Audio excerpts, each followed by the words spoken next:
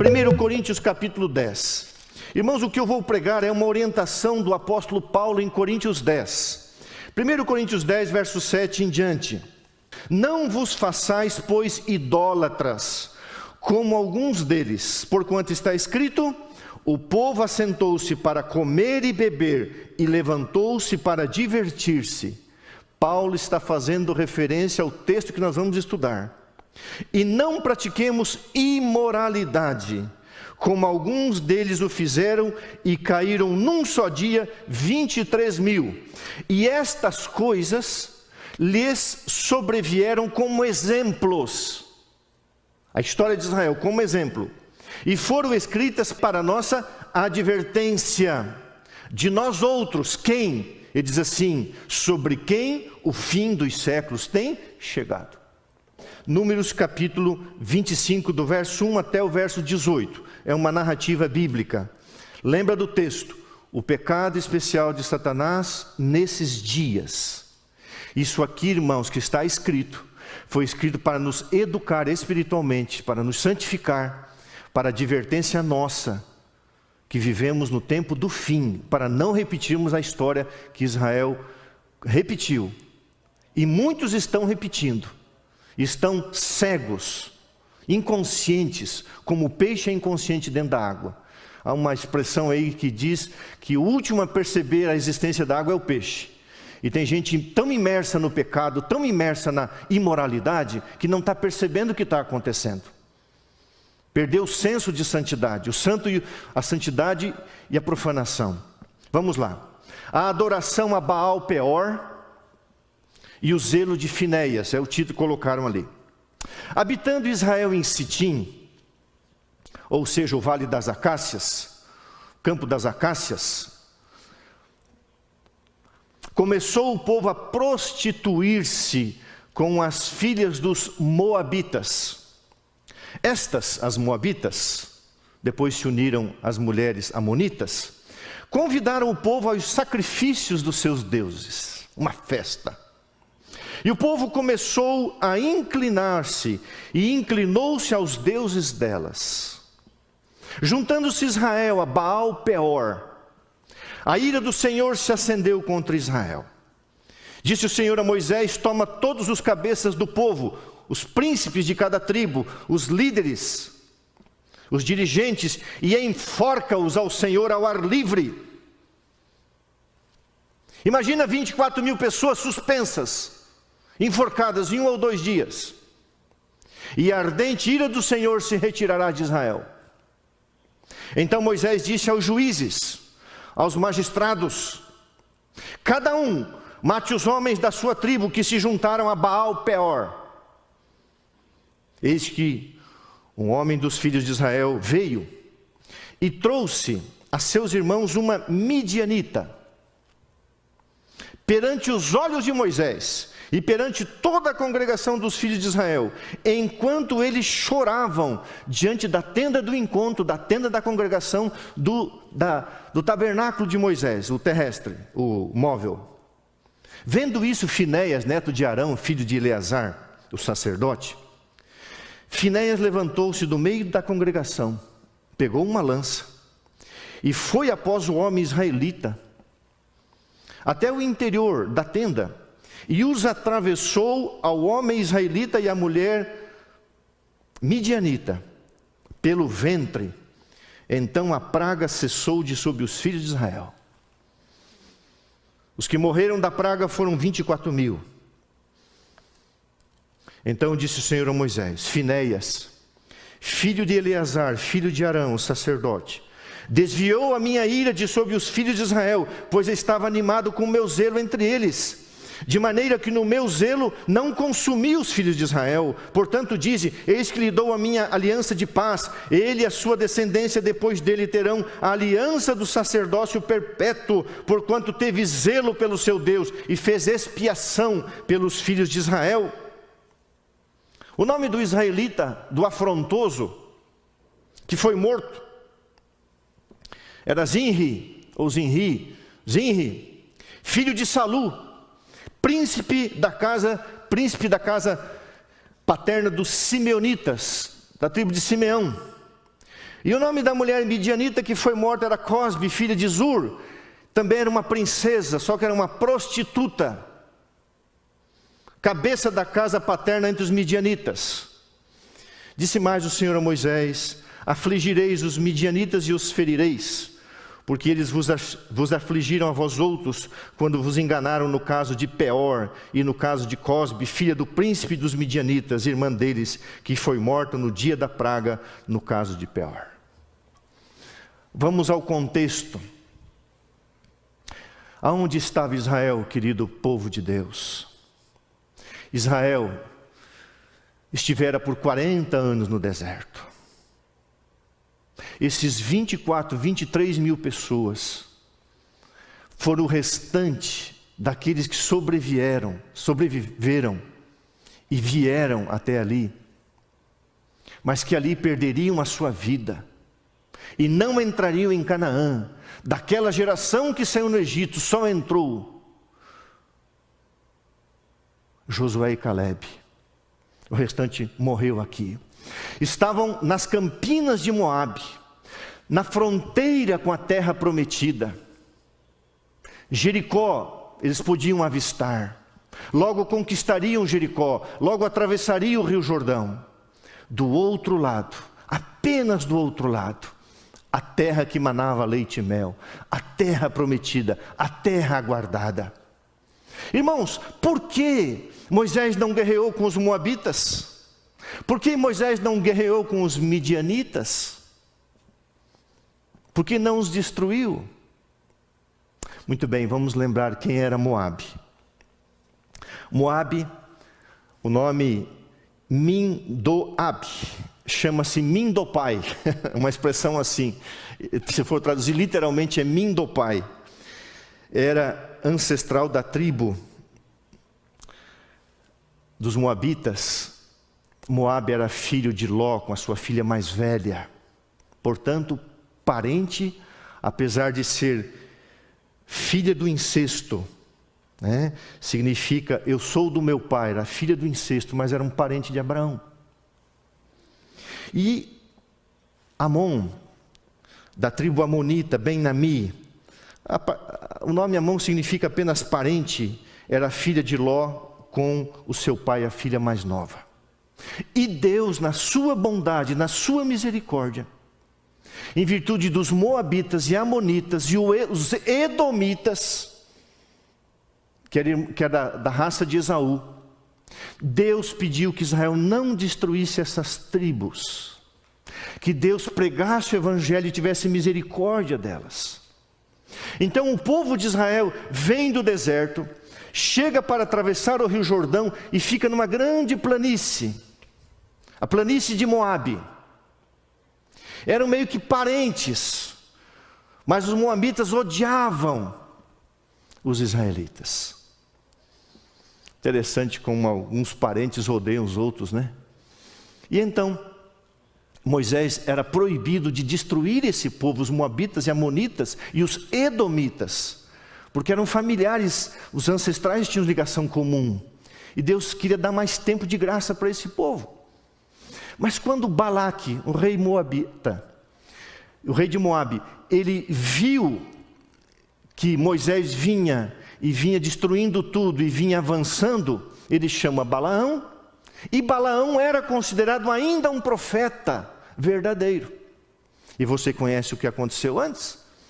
Balaão foi chamado para amaldiçoar o povo de Deus e ele subiu no monte Peor. Peor era no monte. E ali de cima do monte, enquanto ele amaldiçoava, Deus abençoava, porque a Bíblia diz, não adianta você querer lançar uma maldição, o diabo não pode amaldiçoar quem Deus abençoa. Mas Deus também não pode abençoar quem busca a maldição do inimigo. A verdade ao contrário, também é certa. E então, o Balaão fez ali os seus negócios, era um cobiçoso, um ambicioso. Todo ambicioso sempre vai perder. A ambição tira a vida, diz Provérbios 1:14. E então, Balaão disse para Balaque, não adianta amaldiçoar o povo. Não adianta você querer destruir o povo de Deus. mas você pode seduzir o povo de Deus. Irmãos, a arma de Satanás nesses dias não é mais a perseguição. Eu vou dizer para você, oxalá fosse. Porque sempre que o povo de Deus sofreu perseguição, ele buscava a salvação. A arma de Satanás é a sedução. E o pecado especial de Satanás nesse tempo do fim é o pecado da imoralidade sexual e da sensualidade. Moisés estava ocupado com os negócios da entrada na terra prometida, não percebeu. Sorrateiramente mulheres moabitas, depois as amonitas entraram. Mas tinha um grau de parentesco antigo. Tinha algum tipo de relacionamento amistoso. Entraram no acampamento. E a primeira coisa que fizeram, e quem deu o conselho? O profeta Balaão. Olha, se o profeta está dizendo que a gente pode ir numa festa do inimigo, então vamos. Eles não entendiam que era errado no início. Falso profeta.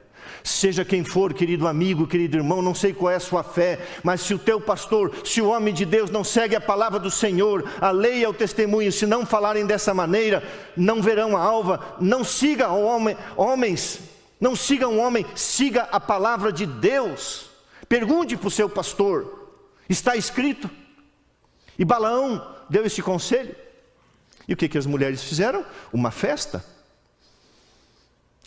Irmãos, o princípio da degradação moral é a intemperança. A intemperança é a base de toda degradação moral. A intemperança é a base de toda depravação moral. Vinho, muita comida. O povo levantou-se para comer e beber. E ali, o Deus dos moabitas, o Deus principal era Quemós. Baal levava vários nomes. Baal significa senhor, dono, possuidor ou marido. Baal normalmente está associado à localidade. Então, por exemplo, Baal Peor. Peor era montanha. Baal era o deus daquela montanha, era um deus local. Depois ele foi associado com o deus dos pecados sexuais. Isso aí é mais uma coisa assim é mais uma aplicação do que um estudo teológico. Baal Peor, era o Deus, era o Senhor, o possuidor da montanha de Peor. E ali, o povo bebeu, o povo foi intemperante, e a Bíblia diz que o povo começou a prostituir-se, ter relações sexuais com as mulheres moabitas e depois amonitas. E quando Deus percebeu, Deus mandou uma pestilência para acabar com o pecado e pecador. Deus mandou uma peste no arraial, e quando Moisés percebeu aquilo, Moisés e o povo de Deus foram, veja, nós estamos falando de uma congregação de mais ou menos 2 milhões de pessoas. Mas o povo foi chorar e clamar, porque estava dizimando, tirando a vida de milhares de pessoas. A peste estava graçando entre o povo. E o povo se reuniu na porta do templo, e Moisés e os líderes chorando entre o alpendre e o altar. E aí um camarada, com a mente entorpecida pelo vinho, e não venha me defender o vinho na Bíblia, por favor. Não venha dizer que Jesus bebeu vinho. Jesus não emprestaria o seu corpo, os seus lábios para colocar uma taça intoxicante de vinho. Esse Zinri, um príncipe moabita, para afrontar a Deus, para afrontar a liderança, pegou uma princesa, Cosbe, uma midianita, meio parente, e passou na frente do povo, afrontando, desafiando a Deus, e foi para a tenda se prostituir.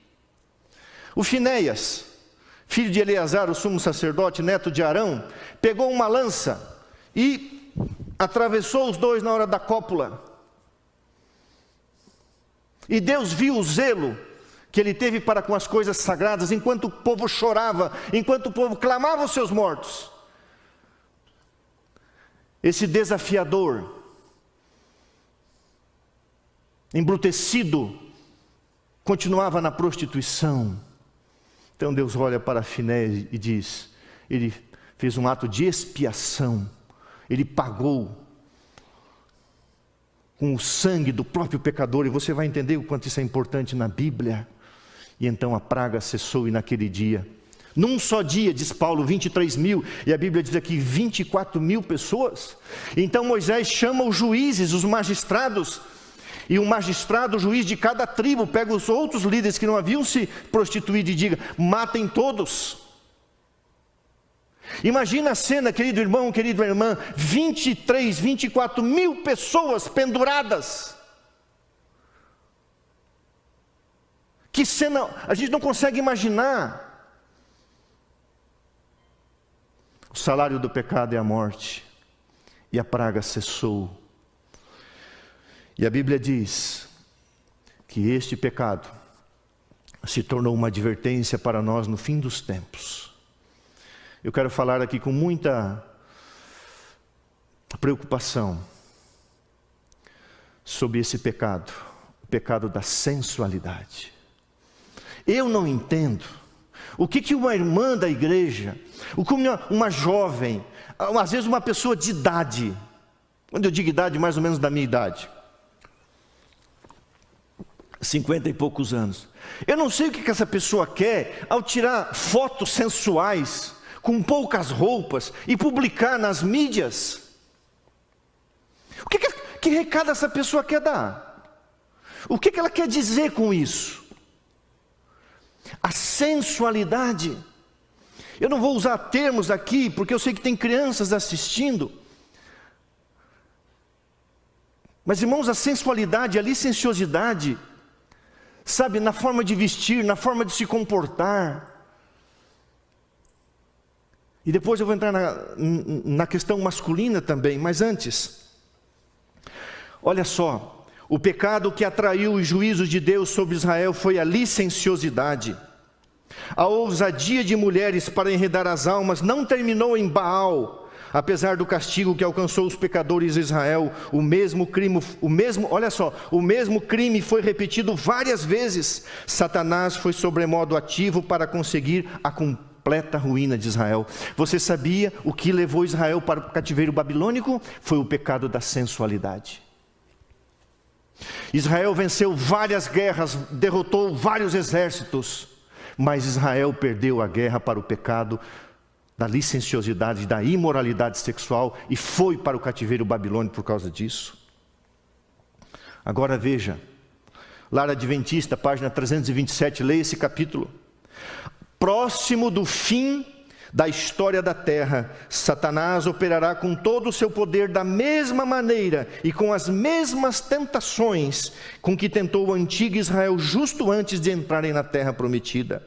Ele armará laços para que os que declaram guardar os mandamentos de Deus e que estão nos limites da Canaã celestial não entrem. Eu fico horrorizado às vezes quando recebo algumas ligações, eu preciso fazer alguns aconselhamentos pastorais, não estou falando só daqui, por onde eu passei. Adultério, prostituição, pornografia.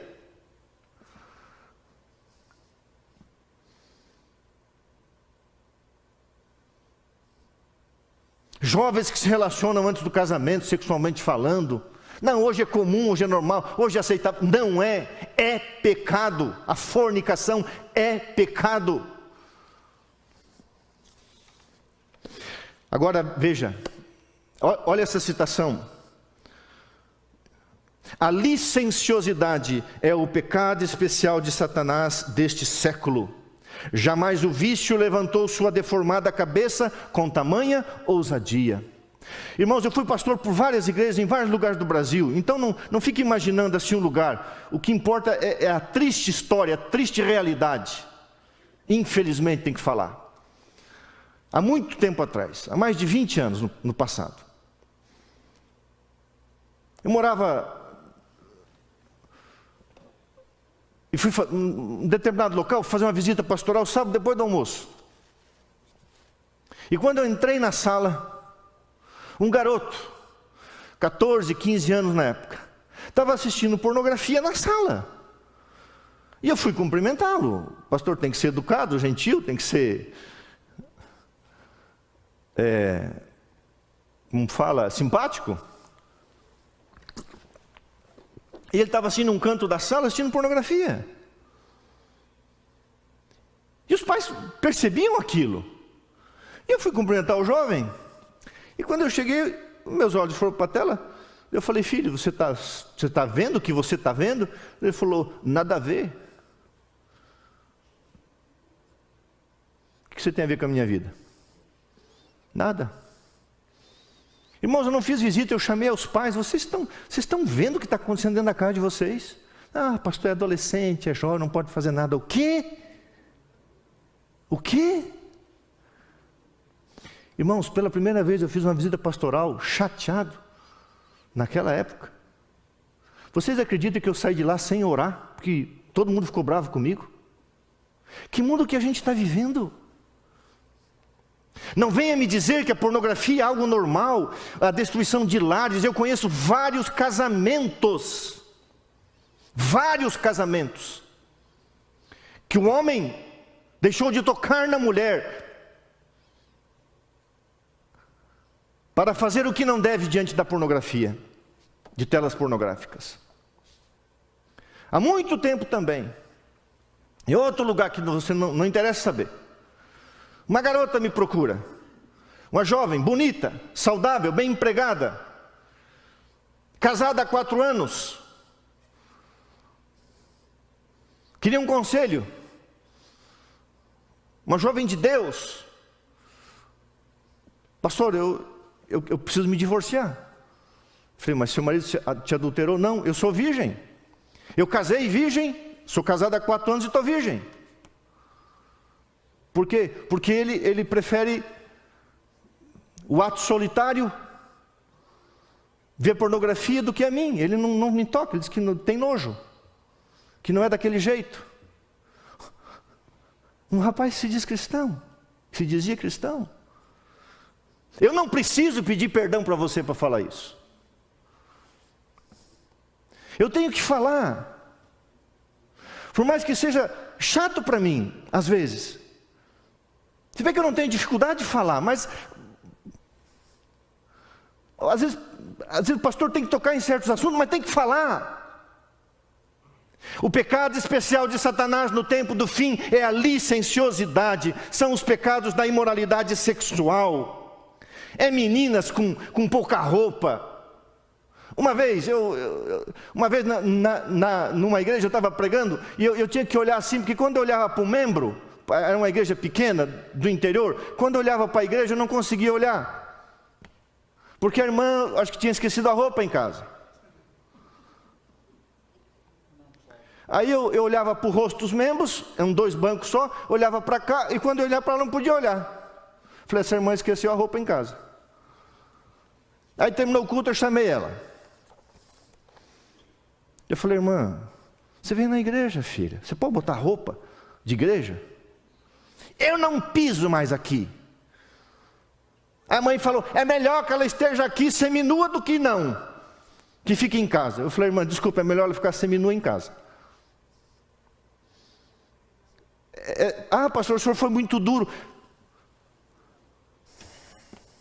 Cadê o tempo que você tinha roupa do sábado? Cadê o tempo que você tinha o teu sapato? Eu tenho o meu sapato do sábado. Eu tenho meus ternos que só uso sábado. Eu venho na casa de Deus. E ali no Vale das Acácias, em Bet-peor, Baal-peor, e Bet-peor é o local, Baal-peor, o senhor daquela localidade. Apenas o rio Jordão se achava entre eles e a terra prometida. Irmão querido, irmã querida, nós vivemos num tempo chamado breve, estamos na fronteira da terra prometida, só falta atravessar Canaã e nós vamos embora para o céu. Não deixe Satanás tirar a eternidade da sua vida por causa de um pecado sexual. Quantos pastores, quantos amigos, infelizmente amigos, perderam o ministério por causa de adultério. Quantas esposas de pastores abandonaram os cônjuges, destruíram o ministério por causa de homens. Uma coisa constrangedora para um pastor, é constrangedor, nenhum pastor em sã consciência gosta disso, mas às vezes precisa, e a gente tem que ter muita ética, muito respeito. É quando um membro da igreja, seja homem ou mulher, vem conversar de assuntos de intimidade e fala situações, ou expõe situações, ou mostra situações que você diz assim: o que essa pessoa imagina que é o céu? Você acha que vai, na glorificação, vai tirar assim? Eles o venceram pelo sangue do Cordeiro. Estamos no limiar da eternidade, pouco tempo nos resta aqui. Então, a Bíblia diz que primeiro houve uma prostituição espiritual, depois uma prostituição moral e depois literal. Irmãos queridos, o povo levantou-se para comer, festas, divertimentos. O Salmo 106, 28 diz assim: comeram os sacrifícios dos ídolos mortos. Sabe o que acontece quando você comia um sacrifício de um ídolo morto? Você dizia: eu pertenço a esse ídolo, eu sou dele, ele é o meu possuidor, ele é o meu senhor. Todo pecado sexual é uma forma de possessão demoníaca. Quem é o Senhor da sua vida? É Jesus ou é Satanás? O que você contempla, a cruz de Cristo ou a nudez? É uma possessão. E quando Israel estava comendo aqui o alimento sacrificado a Baal Peor, o Monte Peor, o Deus daquela localidade, dizendo: ele é o nosso Senhor. Não é Jesus que nos tirou lá do Egito, não é Jesus que abriu o Mar Vermelho, não é Jesus que Deus deu um maná. E sabe, se você estudar, é impressionante, irmãos, desde que Israel entrou em Canaã, Israel teve problemas com a imoralidade sexual, até irem para o cativeiro egípcio. Destruiu uma nação. Salmo 106, 28 diz: comeram os sacrifícios dos ídolos mortos. Agora veja o que está escrito no comentário bíblico adventista: ao comer da comida de sacrifícios e ao se inclinar perante o Deus pagão, proclamaram serem seus seguidores. Ou seja, ele é o Senhor da nossa vida. Comunhão com Baal. Com quem você tem comunhão? Com a Bíblia, com o Espírito de Profecia, com bons livros? Com quem você tem comunhão? Quando você está em contato com a imoralidade virtual, esses prostíbulos virtuais, você está tendo comunhão com o próprio demônio. Não se iluda, irmão. Ah, nada a ver. Tem tudo a ver, sim. Depois da prostituição espiritual, houve a prostituição moral. As normas divinas sumiram. E veio então a libertinagem. E Deus pegou o restante que tinha passado esses 40 anos, parece que seriam Josués e Calebes, mas só sobrou os dois, 24 mil. E sabem quem eram a maioria? Príncipes, líderes de cada tribo. Acima deles os magistrados, os juízes de cada tribo. 24 mil corpos pendurados. Não sei se caberia aqui nas alamedas do colégio. Enforcamento público. Agora deixa eu falar uma coisa para você. O tempo avançou, eu não vou pedir para você abrir, apenas preste atenção na leitura.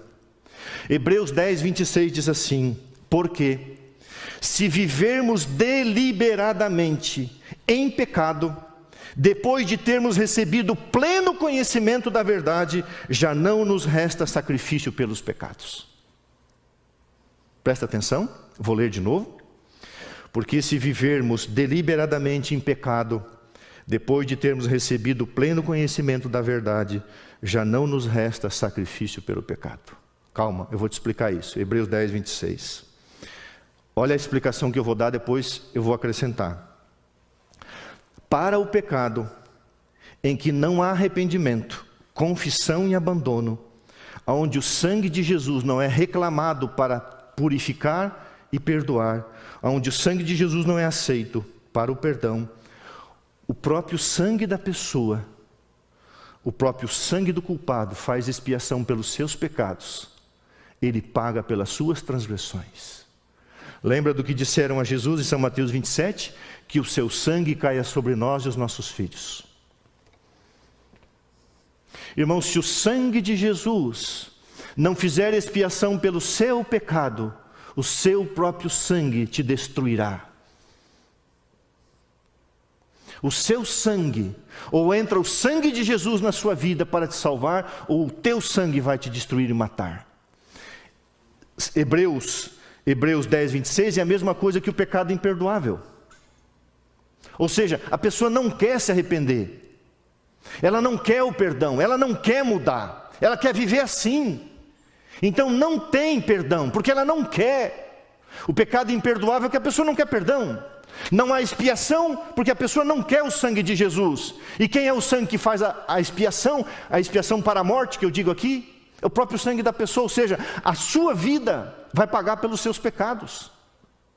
Ao invés de aceitar o pagamento, quando Jesus disse está consumado, está pago. Ou Jesus paga e apaga os seus pecados, ou você pagará pelos seus pecados com a morte. Ou o sangue de Jesus te liberta, ou o teu sangue te destrói. Não precisa ler também. Eu vou avançar um pouco mais rápido. 1 Samuel 2, 25. Eu gosto desse texto aqui. Esse texto aqui é muito forte. Lá diz assim, 1 Samuel 2, 25. Pecando o homem contra o homem, Deus lhe servirá de juiz, de árbitro.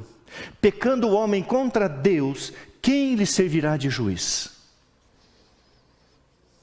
Se você peca contra Deus, e você não quer se arrepender, você não quer mudar, irmãos, quem pode interceder por você?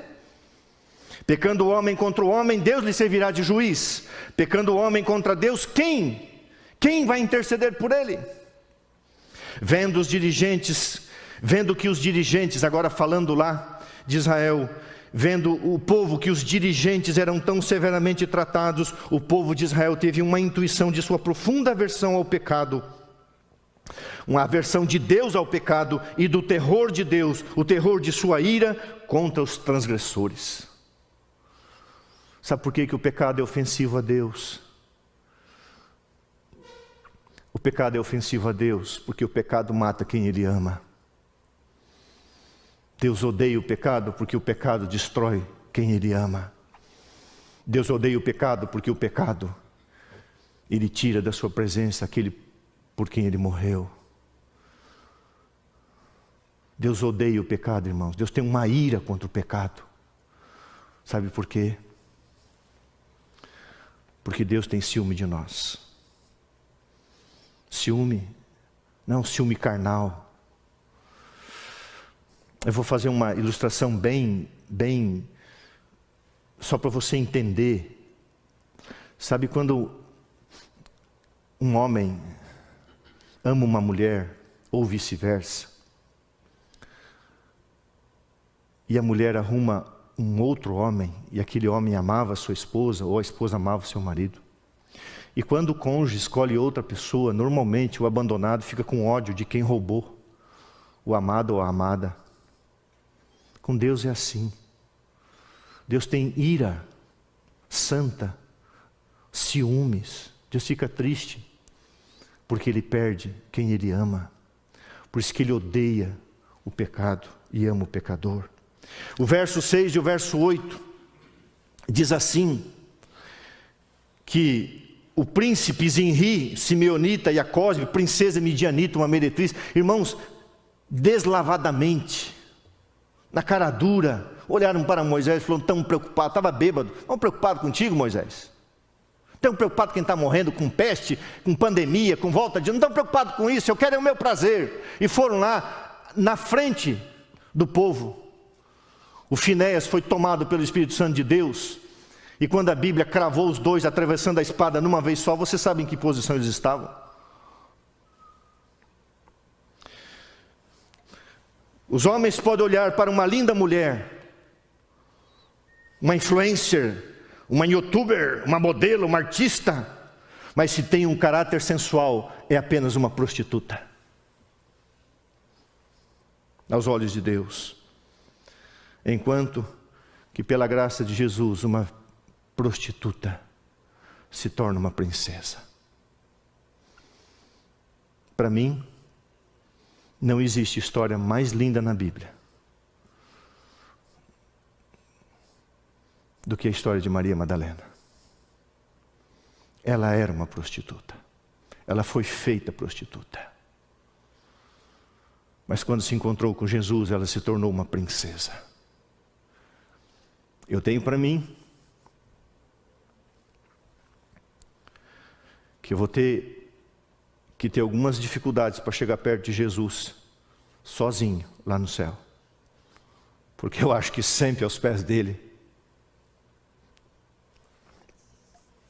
vai estar Maria Madalena.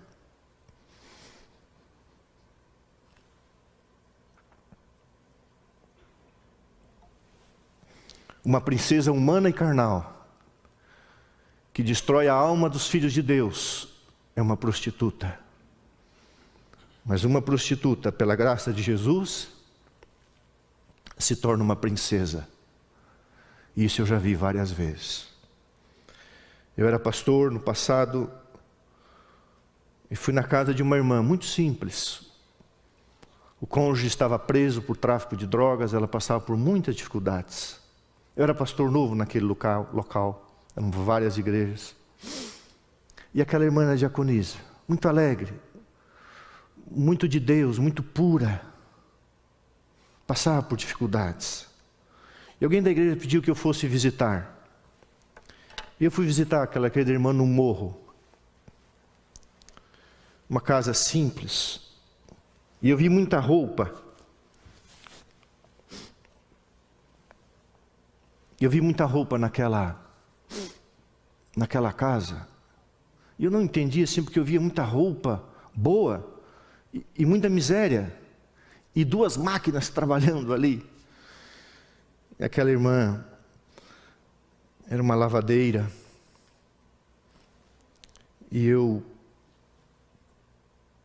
falei, irmã, eu vim ver o que a senhora precisa, algumas coisas materiais. E ela contou a sua vida. E ela então me contou a história da graça de Jesus.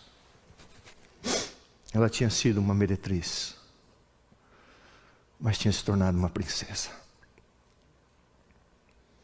Por alguns anos que fui pastor naquela igreja. Aquela irmã era a primeira a chegar, sentava no primeiro banco. Às vezes era difícil pregar, eu sou meio chato com barulho, mas ela falava muito glória, aleluia, amém. Depois logo me acostumei. Cada sermão ela vinha abraçar. Era muito amorosa, muito carinhosa, muito cheia de Deus. Uma ex-meretriz.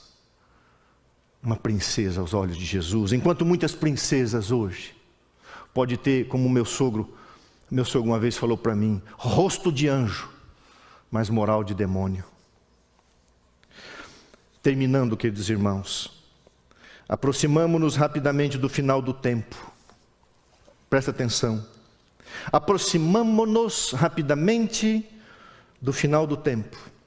Ao achar-se o povo de Deus, hoje, nas fronteiras da Canaã celestial, Satanás redobrará os seus esforços como fez antigamente, para impedir a entrada dos filhos de Deus pelos portões da eternidade. Patriarcas e Profetas, página 483. Hoje, Satanás está levando milhares e milhares de cristãos ao vale de Moabe, às planícies das acácias. Está destruindo vidas. Logo Jesus vai voltar. E eu quero falar uma coisa, querido irmão, querida irmã. Sabe, tem algumas pessoas que colocam algumas coisas que vale a pena você guardar. E ontem eu li uma frase que eu falei, essa frase eu tenho que decorar. A parábola do filho pródigo, ela tem um propósito. Não importa o que você fez, apenas volte para casa, filho. Achei lindo isso. O recado do pai, em São Lucas 15, não importa onde você esteve, não importa o dinheiro que você gastou no lixo, não importa onde você foi, apenas volte para casa. Apenas volte para casa. Apenas volte para Deus. Eu não quero terminar esse sermão acusando você. condenando você. Jesus veio ao mundo não para condenar, mas para salvar. Mas eu preciso dizer, ou você destrói a imoralidade na sua vida pelo sangue de Jesus, ou a imoralidade vai destruir o teu sangue e você pagará pela tua vida o preço do teu sangue, sendo que já foi pago pelo sangue de Jesus. Por isso que no próprio livro Patriarcas e Profetas está escrito: o coração deve ser renovado pela graça divina, ou será em vão procurar pureza de vida. Aquele que tenta edificar um caráter nobre e virtuoso, independente da graça de Jesus, está edificando a sua casa sob areia movediça. Enquanto a porta da graça estiver aberta, enquanto existir vida, não deixe Satanás destruir a sua salvação por causa da licenciosidade. Licenciosidade é uma palavra genérica. A Bíblia fala de pornoi.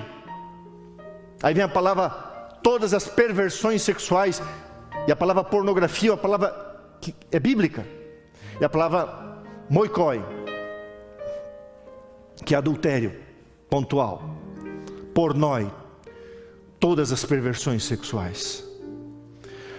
O pecado dos antediluvianos, o pecado de Sodoma, o pecado de Gomorra, a queda de Israel na fronteira da terra prometida, Israel sendo levado ao cativeiro babilônico, o pecado de Sansão, o pecado de Davi, o pecado de Salomão, foi a sensualidade. E o pecado especial de Satanás nos dias do fim é a imoralidade sexual, que além de se tornar aceitável, plausível, tem se tornado lei. É lei. É lei. O pecado está sendo legalizado. Casamento homoafetivos, homens que se declaram ministros do Evangelho, mulheres que se declaram pregadoras do Evangelho, casadas com pessoas do mesmo sexo, dentro da lei. Eu quero ler para você. Jesus contou a história do filho pródigo para pontuar o seguinte: não importa o que você fez, apenas volte para casa. Eu gosto de visitar. Onde eu posso, eu visito. Então um membro da igreja chega e diz: pastor, visita o meu pai. Era um estrangeiro, estava para viver os seus últimos dias e ia morrer.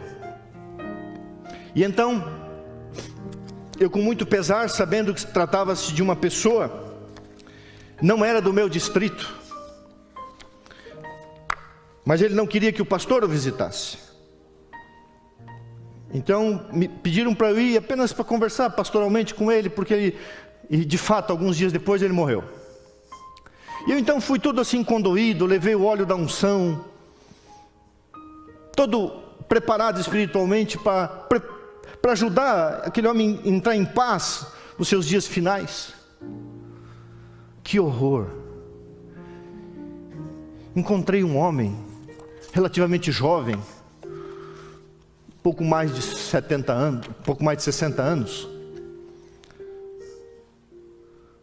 corpo destruído pela imoralidade.